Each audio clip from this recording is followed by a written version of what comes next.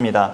전쟁용 무기 중에 수류탄이 있잖아요. 수류탄은 폭발력과 파괴력으로 그 적을 멸하기 위해서 만들어진 무기인데 정말 우스운 이야기지만 만약에 그 수류탄을 적진을 향해 던질 때 안전핀을 뽑지 않고 그냥 던지면서 적군이 죽기를 바란다면 너무나 우스운 상황이 돼버리죠. 그런데 분당 우리 교회 이찬수 목사님이 이런 언급을 하시더라고요. 지금 현대 교회가 그런 모양이다. 안전핀을 안 뽑고 그냥 적진을 향해 수류탄 던지면서 터지기를 바라는 그런 것이 지금 현대 교회의 실상이다라고 진단을 하시더라고요. 바울은 내가 복음을 부끄러워하지 아니하노니 이 복음은 모든 믿는 자에게 구원을 가져다 주시는 하나님의 능력이라고 그렇게 고백하고 있어요. 이 능력이 신약 성경의 제일 처음 성경이 그리스어로 써진 성경인데 헬라어라고 하죠. 그 능력이라는 헬라어 단어가 디나미스인데요. 영어의 비슷한 말이 다이나믹이에요. 역동적이라는 그런 뜻이잖아요. 그리고 그 디나미스라는 헬라어는 다이너마이트의 어원이라고도 많이 주장을 해요. 복음은 다이너마이트 같은 파괴력이 굉장히 강력하게 있어서 예수님을 모르는 사람에게도 능력이고 예수님을 믿고 있는 사람한테도 능력이에요. 예수님을 모르는 사람에게는 예수님을 주님으로 만나서 그 인생이 바뀌어지게 하는 능력이 있고요. 이미 예수님 믿고 있는 사람에게는 식어진 열정과 헌신을 계속 지펴주는 그런 능력이 됩니다. 예수님은 그 계시록에 그 항상 7교회 이야기를 가끔씩 제가 이렇게 인용하기도 하는데요. 첫 번째 교회인 에베소 교회, 각 교회 사자에게 사실 말씀하시는 거죠. 교회 성도들에게 말씀하시는 것이 아니라 저 같은 사람에게 말씀하시는 건데 에베소 교회 사자에게 모든 많은 칭찬을 하시다가 갑자기 그런데 참 안타까운 것이 너는 처음 사랑을 버렸다. 라고 지적을 하십니다. 예수님이 그 처음 사랑을 회복하는 방법까지 예수님이 비교적 구체적으로 아시는데 어디서부터 떨어졌는지 생각하고 회개하여 다시 처음 행위로 돌아가라. 그렇게 방법을 알려주세요. 예수님은 그 사랑을 말씀하실 때 구약 성경에 나오는 그 율법에서의 하나님 말씀을 인용하시는데 예수님이 사랑을 말씀하실 때 크게 두 가지로 딱 요약하셨죠. 하나님 사랑과 이웃 사랑. 그래서 요한계시록에서 말씀하신 처음 사랑도 하나님 사랑과 이웃 사랑을 그렇게 풋풋하게 행하는 사랑을 말해요. 그 처음 사랑은 우리가 하나님을 향한 처음 사랑은 생각할 때 모든 사람들이 예수님을 처음 믿기 시작할 때 다 그런 감정은 사실 아니긴 하지만 대체로 감격스럽고 눈물이 나기도 하고 또 지금도 말씀 시간이지만 들을 때마다 마음밭에 그냥 쏙쏙 심어지면서 내가 그 말씀대로 살아가고 있다면 그게 처음 사랑을 지닌 상태예요. 그리고 그 안에는 이웃사랑도 포함이 됩니다. 그래서 내가 하나님을 향한 사랑이 뜨거우면 그건 당연한 건데 이웃 다른 지체들도 그와 같이 사랑하게 돼요. 그 신경처럼 연결이 돼 있기 때문에 그럴 수밖에 없습니다. 그래서 요한 1서에도 그런 말이 있지만 내가 하나님을 사랑한다는 증거 중에 증거는 보이는 사람을 사랑하는 것. 보이는 사람을 사랑하는 것이 보이지 않는 하나님을 사랑하는 증거 중에 증거라고 그렇게 이야기를 하고 있습니다. 사랑을 말할 때 성경은 일관되게 그 근원지가 하나님이라고 말을 해요. 사랑은 하나님에게서 온다고. 우리가 여러 차례 추가 말씀으로 읽기도 했지만 요한복음 3장 16절도 하나님이 세상을 이처럼 사랑하사 그 사랑의 근원이 하나님이라고 말을 하고 있죠. 그리고 목회자가 보통 이렇게 축도할 때 그 축도에 사용되는 성구도 고린도후서 마지막 절인데 주 예수 그리스도의 은혜와 하나님의 사랑과 성령의 교통하심이 이러면서 사랑을 하나님께 붙이고 있어요. 하나님의 사랑과 사랑은 하나님께로 온다는 것을 성경은 일관되게 알려주고 있습니다. 그런데 하나님에게서 나와지는 하나님에게서 출발하는 그 사랑을 우리가 이제 받은 상태인데요. 그 사랑을 사실 받으려면 통로가 있어야 받을 수가 있죠. 우리는 그 통로를 잘 사용하고 있기 때문에 받아 누리며 사는 거고 모든 다른 사람들도 하나님의 사랑을 받으려면 그 받는 통로가 있어야 돼요. 우리는 인간은 죄인이라서 지극히 거룩하신 하나님을 직접 상대하거나 직접 그분의 어떤 선물을 받을 수 없기 때문에 통로가 있어야 받을 수 있는데, 그 통로를 바로 우리는 잘 아시겠지만 예수님이죠. 근데 그 예수님을 오늘 그 히브리서 4장 본문에서는 부르기를 큰 대제사장이라고 그렇게 불러요. 좀 독특하게. 14절에 여기 말씀에 그러므로 우리에게 큰 대제사장이 계시니라고 표현하고 있죠. 사실 이 한자어 자체가 대자 자체가 큰 대자인데 그 앞에다 또 굳이 큰을 하나 더 붙여서 큰 대제사장이라고, 아무에게나 붙여지지 않는 좀 특이한 그런 표현을 이렇게 붙이고 있습니다. 이 원어상으로 보니까 위대한 제사장, 높고 위대한 제사장 그렇게 나와 있긴 해요. 이분이 누구냐? 바로 승천하신 이 곧 하나님의 아들 예수시라라고 그렇게 밝히고 있죠. 구약시대에도 대제사장은 있었죠. 모세의 형 아론으로 출발해서 역대 계속 대제사장이 있었어요. 그러나 그들은 세월이 가면 죽는 사람들이었죠. 이들은 1년에 한 번 대속죄일이라고, 우리가 요즘에 현대에서 부활절처럼 지키거나 성탄절처럼 지키는 대속죄일이 1년에 한 번 있는데, 그날만 성전 안에 지극히 구별된 장소, 성전 안에 지성소라는 곳에 대제사장 한 사람만 그 대속죄일 그날 하루만 딱 들어가서 하나님 앞에 어떻게든 자기 죄를 먼저 다 씻음받고 잘 보여야 살아나올 수 있는 그런, 참 어찌 보면 무서운 시대였죠. 구약시대의 이스라엘 자손은 그렇게 하나님과의 만남을 대제사장만 지극히 거룩한 장소에 들어가서 혼자 만났어요. 거기서 이제 대제사장은 자기 자신의 죄와 또 백성들의 죄를 하나님 앞에 사죄하는 그런 번제물을 드리고 회개함을 받고 사함을 받고 그 지성소에서 나왔죠. 이 지성소는 어디를 상징하느냐? 하늘을 상징해요. 그 하늘은 푸른 하늘이 아니고 하나님이 앉아 계신 그 보좌가 바로 하늘입니다. 그런데 예수님은, 우리의 큰 대제사장이신 예수님은 이렇게 제사의 그 방법이 그렇게 구약시대 모든 역대 대제사장들처럼 성전 안에 지성소, 그 물리적인 공간으로 들어가신 게 아니라 히브리서 말씀에 보면 진정한 지성소인 하늘로 올려지셨다라고 표현합니다. 오늘 그 추가 말씀이 하나 있는데요. 같이 한번 읽어보겠습니다. 같은 히브리서의 9장 24절인데 한번 읽어보죠. 시작. 그리스도께서는 참 것의 그림자의 손으로 만든 성소에 들어가지 아니하시고 바로 그 하늘에 들어가서 이제 우리를 위하여 하나님 앞에 나타나시고, 이렇게 되어 있죠. 구약시대 동안 성전 안에 있는 그 지성소는 아무나 들어갈 수 없는 거룩한 장소이기는 했지만 그림자에 불과했다고 여기 말씀에서 알려주고 있습니다. 그거는 앞으로 올 실체의 그림자다. 이 성소의 실체는 하나님이 계시는 하늘이 실체고, 그리고 이스라엘 자손의 죄 때문에 매번 희생당한 흠없는 짐승들, 양이나 소, 그 모든 짐승들도 역시 그림자다. 그 실체, 제물의 그 실체는 바로 십자가에 달려 죽으신 예수 그리스도, 그분이 실체죠. 그런데 이 질문은 하나마나한 거지만 그림자가 중요할까요? 실체가 중요할까요? 물어보나 마나한 질문이죠. 그래서 14절 끝에 보면 우리는 그 실체이신 예수 그리스도를 붙잡는 믿음의 도리를 굳게 잡을지어다 라고 당부하고 있어요. 예수 그리스도를 향한 믿음의 도리, 이 믿는 도리는 신앙 고백을 말하는데요. 쉬운 성경에는 신앙 고백을 굳게 잡을지어다 그렇게 되어 있어요. 예수 그리스도를 향한 신앙 고백은 아까 순서에 따라 우리가 사도신경에서 고백했던 내용 중에 예수님에 해당하는 부분들, 그거를 우리가 말한다고 이해하셔도 됩니다. 그는 성령으로 잉태되어서 동정녀 마리아에게 나셨다.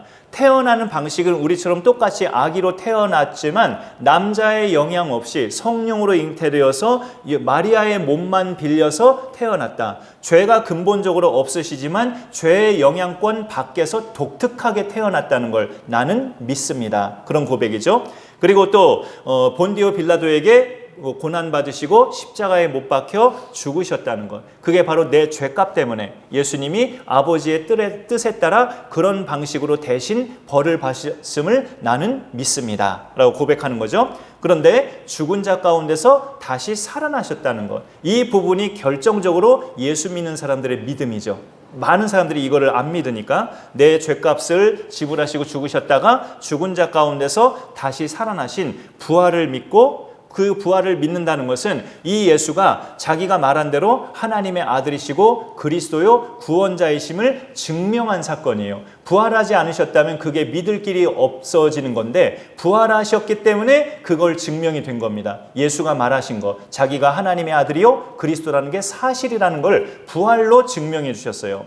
그걸 우리는 믿는 사람들이에요. 지금은 하나님 우편에 앉아 계시면서 날마다 우리를 위해서 간구하고 계시는데, 그래서 우리는 그걸 믿는다면 날마다 나를 위해 기도하고 계시는 예수님 때문에 이 세상에서 평생 사는 동안 승리하는 믿음으로 살아갈 수 있다는 것, 그걸 또 우리는 믿는 겁니다. 그리고 마지막 때에 심판하러 이 땅에 다시 오신다는 것, 아직 강림하지 않으셨지만 그 오실 날이 반드시 때가 온다는 것, 그걸 믿으면서 내 마음의 소망은 돈 많이 버는 게 아니라 다시 오실 그 예수님을 소망으로 삼고 살아가는 것, 우리는 그것을 믿는다고 고백하는 거예요. 그 믿는 도리들을 굳게 잡으라고 여기서 당부하고 있습니다.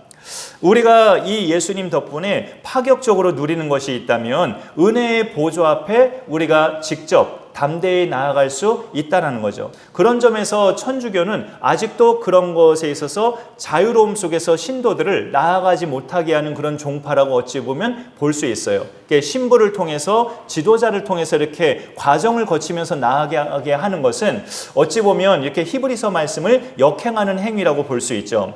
그 16절 끝에 보면 우리는 은혜의 보좌 앞에 담대히 나아갈 것이니라. 16절 끝절만 일단 먼저 읽어봤습니다.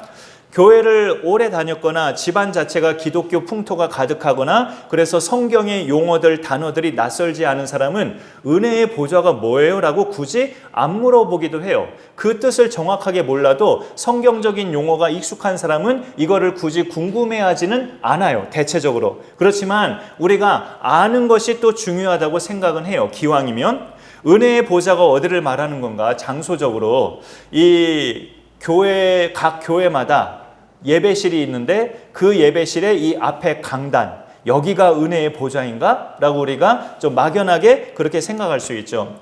은혜의 보좌는 이 보좌 자체가 보배로운 의자, 그런 뜻이죠. 아주 그런 거룩한 의자, 거기에 앉아 계신 분이 있을 거 아니에요. 그 앉아 계신, 그분이 앉아 계신 그 의자, 거기가 은혜의 보좌입니다. 근데 그 은혜의 보좌에 앉아 계신 분은 하나님으로 말씀하고 있어요. 예수님이 아니고. 요한계시록에 하나 추가 말씀 또 간단한 거 있는데 같이 한번 우리가 보겠습니다. 요한계시록에 추가 말씀 하나 더 있어요. 자, 저게 찬양 가사이기도 한데 계시록에 있는 말씀이에요. 시작. 구원하심이 보좌에 앉으신 우리 하나님과 어린 양에게 있도다. 예. 이 말씀을 얼핏 보면 보좌에 앉으신 이가 하나님과 어린 양, 이렇게 두 존재가 앉아 계시는구나 라고 그렇게 말씀이 보이지만 하나님이 보좌에 앉아 계시는 거고 그 다음에 어린 양은 보좌 우편에, 하나님 우편에 앉아 계시는 거예요. 사도신경에 있는 것처럼. 그래서 보좌 그 자리 자체에 앉아 계시는 분은 하나님이십니다.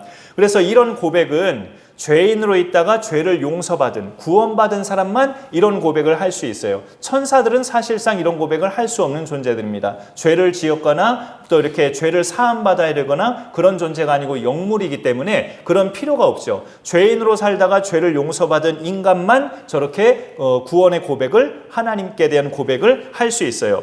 오늘 히브리서에서 말씀하고 있는, 그러니까 은혜의 보좌는 하나님이 앉아 계신 곳, 계시록의 말씀을 참고하자면 하나님이 앉아 계신 곳인데 그 앞에 우리가 담대히 나아갈 수 있다는 말은 하나님 앞에 담대히 나아갈 수 있다는 뜻이죠. 하나님 앞에. 그러나 내 이름으로 나아가는 게 아니고 예수 그리스도의 이름으로 나아가는 거죠.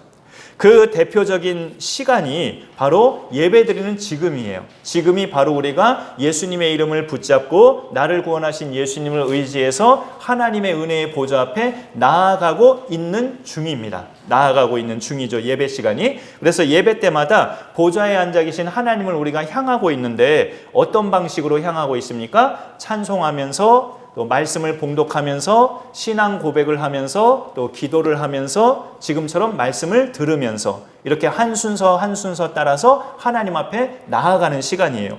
이런 방식으로 우리가 하나님 앞에 나아가는 건데, 예배 시간 말고도 다른 일 하는 시간에도 내가 예수님의 이름을 언급하거나 생각하면서 하나님을 찾고 있거나 하나님을 부르고 있다면 그 순간도 나는 은혜의 보좌 앞에 나아가고 있는 거죠. 그게 내 방이든 내가 일하는 사무실이든 어디든 간에 내가 예수님의 이름을 생각하거나 언급하면서 하나님을 찾고 부르고 있다면 그 시간도 은혜의 보좌 앞으로 내가 나아가는 시간이에요. 영적인 것을 우리가 잘 모르면 그런 게 뭘 은혜의 보좌야? 난 또 무슨 의리의리한 어디 장소인 줄 알았네. 이렇게 생각하면서 싱겁게 느껴질 수도 있어요. 딱히 눈에 보이는 어떤 장소가 아니라 그럼 막연한 곳이네, 은혜의 보좌라는 게. 그렇게 생각할 수 있는데, 만약에 교회마다 아까 제가 잠깐 언급한 것처럼 예배실 요 앞에 강단 앞이 은혜의 보좌라고 성경에 그렇게 나와 있다면 너희 각 교회의 강단이 은혜의 보좌이니 그곳으로 잘 나아가라, 이런 식으로 성경에서 말했다면, 큰 교회나 인테리어를 예쁘게 잘한 교회는 은혜의 보좌가 정말 멋지고 깔끔하게 잘, 정말 우람하게 그렇게 보여서 나아갈 맛이 나겠지만, 우리 같은 이런 교회는 이렇게 은혜의 보좌라고 하기에는 좀 밋밋하고 수수하잖아요. 나아갈 맛도 잘 안 날 것 같아요, 이런 밋밋한 곳은. 그러면 은혜의 보좌라고도 잘 안 느껴지죠. 그러니 참 감사한 거예요. 어떤 물리적인 공간을 은혜의 보좌로 하나님이 안정하시고 당신이 앉아 계신 그곳을 은혜의 보좌라고 한 것은 다행이라고요, 우리 입장에서는. 육안으로 보이는 은혜의 그런 장소가 아니라 말 그대로 하나님이 계신 그곳, 그거를 성경에서 아까 계시록에서 밝히고 있는데, 사실 그러면 우리는 나아가는 것이 불가능하죠. 하나님이 계신 곳을 직접 나아간다면. 더럽고 악한 죄인이 지극히 거룩하신 하나님께 나아간다는 것은 아까 말했듯이 불가능한 거예요. 그러나 너무나 감사한 것은 아까 독특한 그 표현, 큰 대제사장, 그가 우리에게 계심으로, 그 하나님의 아들 예수, 그 이름으로 우리가 은혜의 보좌로 나아갈 수 있다는 거죠. 특별히 그 큰 대제사장으로 불리는 예수님, 그분의 어떤 점 때문에 우리가 은혜의 보좌 앞에 눈치 보지 않고 그것도 담대하게 나아갈 수 있다고 말하는 걸까요? 그분의 어떤 점 때문에?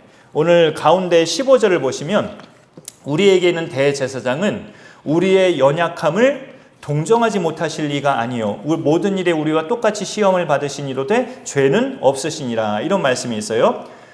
예수님이라는 이 큰 대제사장이 오기 전까지 구약시대의 여러 많은 대제사장들과는 예수님이 근본적으로 다르심을 말하기 때문에 큰 자를 하나 더 붙이는 거예요. 구약시대 모든 대제사장은 하나님께 제사를 드릴 때 자기는 제사장일 뿐이지 제물은 아니었어요, 자기 자신이. 그러면 죽어야 되잖아요. 근데 대제사장, 역대 모든 제사장들은 제물은 짐승으로 따로 있었고 자기는 그 짐승을 죽여서 하나님 앞에 제사드린 집례자였죠, 집례자. 그렇지만 이 큰 대제사장이라고 불리는 예수님은 자기가 제사를 집례하는 제사장이면서 동시에 자기가 제물이 되신 케이스죠. 십자가에 달려 피 흘려 죽으심으로 자기 자신이 그 짐승처럼 희생 제물이 되신 거예요. 그러면서 동시에 자기 자신이 대제사장이시고, 그런 해당하는 분은 예수님밖에 없으십니다. 다른 어떤 제사장도 제물 따로 있었지 자기 자신이 제물인 제사장은 없었어요. 예수님이 유일하셔요. 그래서 예수님 오시기까지는 하나님께 드린 제사가 해마다 반복됐지만 예수님은 자기를 베드로전서에 보면 단번에 한 번으로 그렇게 끝내셨다고 말하고 있죠. 완벽하게 자기를 드리는 제물이 되셨어요. 그렇게 가능하신 이유는 죄가 없으시니까. 죄가 없으시니까 단번에 드리는 게 가능하셨죠. 그래서 예수님 이후로는 희생제물이 필요한 제사의 시대는 이제 막을 내리게 됩니다. 예수님의 이런 점을 생각하면 그런 예수님 때문에 희생제사의 시대가 막을 내리고 그분은 그냥 대제사장도 아니고 큰 대제사장이다. 그분의 그런 신분을 생각하면 그분은 과연 그럼 하나님이 맞고 나 같은 인간이 함부로 범접할 수 없는 위대한 분인데 그런 분을 내가 어떻게 만나는가 그렇게 생각될 수도 있지만 그러면서도 예수님은 우리와 동떨어진 분이시거나 우리를 이해하지 못하실 분은 절대 또 아니셔요. 그게 예수님만이 가지신 구원자로서의 매력입니다. 범접할 수 없는 하나님이면서 그렇다고 우리가 다가가지 못할 그런 위험스러운 분은 또 절대 아니라는 거. 그분이 가지신 구원자의 매력이에요. 그거를 오늘 말씀에서는 우리의 연약함을 동정하실 수 있는 분이라고 그렇게 표현합니다. 그 동정이 마음으로만 아우 안 됐네 하면서 마음으로만 이렇게 또 입술로만 딱하다고 불쌍하다고 표현하는 게 아니라 예수님은 실질적으로 우리를 동정하시는 분이에요. 그래서 우리의 연약함이 보일 때마다 우리가 믿음 생활 잘 해나간 듯 하다가 또 넘어지는 모습을 볼 때마다 한심하게 여기지 않으셔요. 예수님은 우리의 연약함을 동정하시기 때문에 포용하시고 이해하십니다. 어렵게 살아도 내가 예수 믿으니까 감사하면서 그래도 나름대로 잘 살아가고 있는 것 같았는데 어느 날은 갑자기 막 우울증이 몰려오고 또 심하게 생각하면 교회고 뭐고 그냥 다 때려치고 싶고 언제까지 내가 이렇게 구질구질하게 살아야 하는가 그런 생각이 막 들어오고 이 나이 먹도록 난 이게 뭔가 하는 생각이 막 들어오고 그렇게 믿음으로 잘 서다가도 갑자기 그런 생각이 밀려오면서 신앙에서 넘어졌는데 일어나고 싶은 생각도 별로 안 들고 그냥 이렇게 넘어진 채로 그냥 가고 싶고 그럴 때 우리 속에 일말의 믿음이 있다면 하나님 앞에 이런 기도도 할 거예요. 주님, 제가 한심하죠? 제가 저를 볼 때도 한심해요. 그냥 냅두세요. 저 그냥.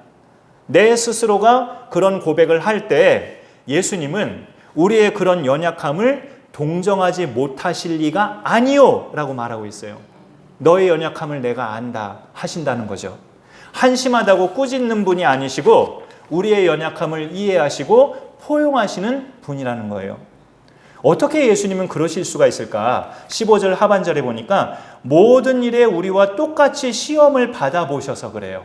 여기 15절 하반절에 모든 일에 우리와 똑같이 시험을 받으신 이로되라고 말하고 있죠. 인간이 살면서 겪을 수 있는 배고픔, 아픔, 또 외로움, 우울함 이런 모든 것들을 예수님이 사람으로 사시는 중에 다 겪어 보셨어요. 그리고 무엇보다도 죄에 빠지게 만드는 각종 유혹들 이런 것들은 옛날에 종교개혁자 칼빈은 그의 제자들이 그런 말을 하면은 아주 심하게 혼냈다고 해요. 어떤 제자가 예수님도 화장실 가서 대소변을 보셨을까요? 하다가 칼빈 선생님한테 아주 혼났다고 하고 또 예수님도 여자들의 유혹을 받았을까요? 예수님도 사람으로 오셨을 때 아들 남자잖아요. 이렇게 질문도 했다고 해요. 그런데 있었겠죠. 그런 유혹들이 남성이고 많은 여인들이 예수님을 따랐고 그 여인들 중에는 어쩌면 그 많은 사람들은 죄인이기 때문에 예수님을 남자처럼 보는 사람도 있었을 수도 있죠. 그러나 예수님은 그 모든 시험에 넘어지지 않으셨다는 게 또 그분의 매력입니다. 우리가 생각할 때 예수님은 죄가 없으시다 하나님이니까 당연히 죄가 없으시지 뭘 그렇게 쉽게 말할 수 있지만 예수님도 이 땅에 계시는 동안은 우리처럼 사람이셨어요. 사람은 매 순간 죄의 유혹이 있어요. 사람은. 예수님도 마찬가지였다는 뜻이에요. 하지만 그 시험에 예수님은 흔들리지 않으셨어요. 예수님은 사람으로 계시면서 그 마귀, 사탄이라는 그 어둠의 영의 존재가 굉장히 강력하다는 것도 예수님은 체험을 해보셨어요. 40일을 줄이시고 나서 마귀가 곧바로 이렇게 예수님한테 나타나셔서 던지신 그 세 가지 시험도 굉장히 강력한 유혹거리예요. 네가 하나님의 아들이면 이 돌들로 떡덩이가 되게 해봐. 너 40일 줄였는데 이거 먹어야지 라고 이렇게 시험을 했고 또 네가 하나님의 아들이면 성전 꼭대기에서 뛰어내려봐. 천사들이 재빠르게 와서 너를 안 다치게 붙잡아주지 않겠어? 하면서 그 어떤 하나님의 아들 된 그런 신분에 대한 시험도 했고요. 그 다음에 높은 산으로 예수님을 끌고 가서 천하만국과 그 의리의리한 영광을 보여주면서 나한테 한 번만 경배하면 이 모든 거 너한테 줄게. 그 모든 권력의 유혹도 예수님에게 아주 강력하게 던졌어요, 마귀가. 그러나 예수님은 그때마다 모든 시험을 물리치셨고 마지막에는 사탄아 물러가라 하면서 주 너의 하나님께만 경배할지어다고 거뜬히 시험을 이기셨다고요. 하나님이니까 예수님은 죄가 없지. 그 말도 맞지만 이 땅에 오신 거는 하나님으로 오신 게 아니라 사람됨으로 육체를 입고 오셨잖아요. 그러니까 우리처럼 죄의 유혹이 날마다 있었단 말이죠. 그런데 그 죄의 유혹에 안 빠지고 이기셨다는 게 예수님의 매력이고 위대함이에요. 그것을 우리가 닮는다면, 예수님을 닮아간다면 죄를 안 짓고 이겨내는 그런 그분의 위대함을 우리가 닮아가는 거죠. 참 어려운 것 같지만 우리가 성령을 힘입어서 해나갈 수는 있다고 성경은 가르쳐주고 있습니다.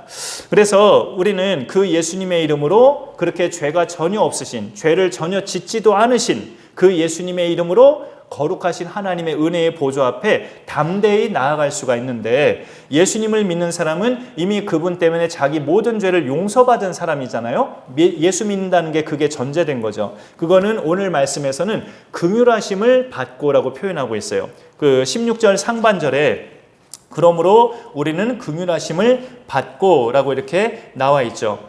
이 긍휼하심을 받았기 때문에, 다른 말로 죄 용서함을 다 받았기 때문에 뭘 구할 수 있다는 겁니까? 때를 따라 돕는 은혜. 때를 따라 돕는 은혜를 우리는 구할 수 있어요.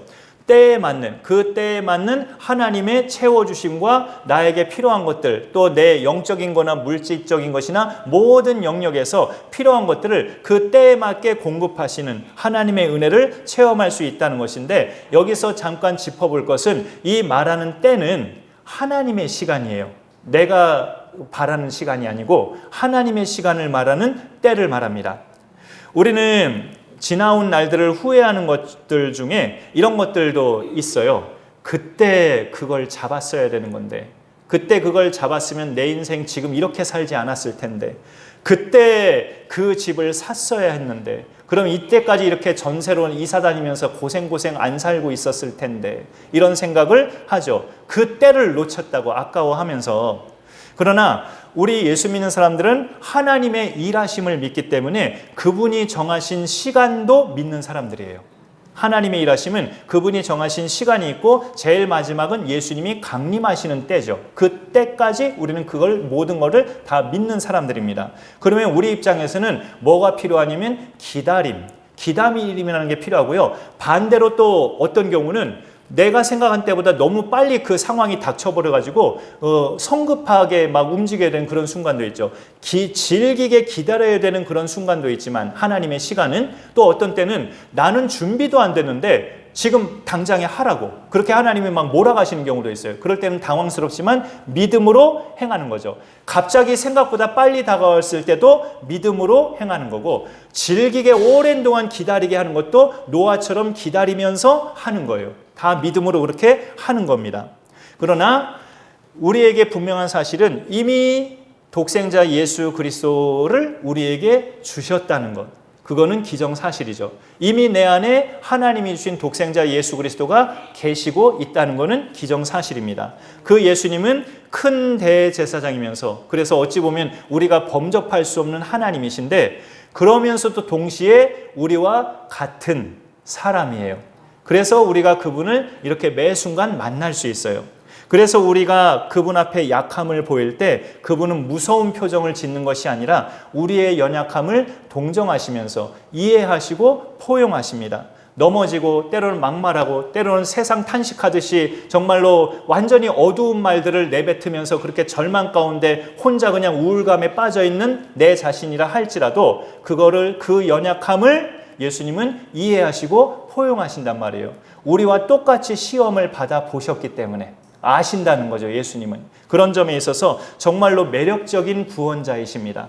대제사장이면서 우리와 같은 분, 바로 유일하게 예수님이에요. 어느 때든지 예수님의 이름으로 우리가 은혜의 보좌 앞에 담대히 나아가고 때를 따라 돕는 은혜를 받아 누리면서 그렇게 이 땅에서 윤택한 믿음의 삶을 살아가실 수 있기를 간절히 축원합니다. 네, 우리 찬양곡 은혜 아니면 살아갈 수가 없네, 이 찬양이 있는데요. 같이 한번 우리 불러보겠습니다.